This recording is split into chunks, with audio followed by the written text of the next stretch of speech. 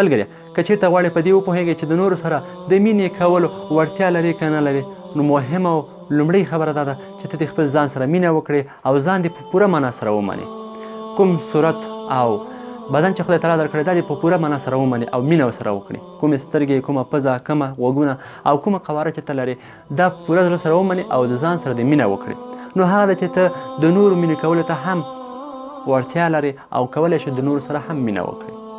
هغه وخت چې تاسو خپل ځان ته مینه ورنه کړئ خپل ځان ته عزت ورنه کړئ خپل ځان ته درناوی ونه کړئ هیڅکله هیڅ چا ته تاسو مینه نشئ ورکوی هیڅ چا ته تاسو درنه نشئ کتلی ځکه تاسو خپل ځان ته په کم ګورئ عزت النفس مو د پښو لاندې کړی خپل هغه درناوی مو د پښو لاندې کړی او دا صرف کوئ په څه کې تاسو وغواړئ چې نورو ته مینه ورکړئ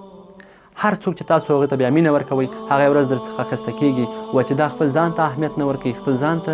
مینه نه ورکوي خپل ځان ته ارزښت نه ورکوي نو زما به څه ارزښت وکړي نو کوشش وکړئ په لومړي قدم کې مو له ځان سره مینه وکړئ ځان ته مو احترام وکړئ ځان ته مو درناوی وکړئ په دویم قدم کې ور ودانګئ د نورو مینې او احترام او درناوي ته هست که بریمن اوسئ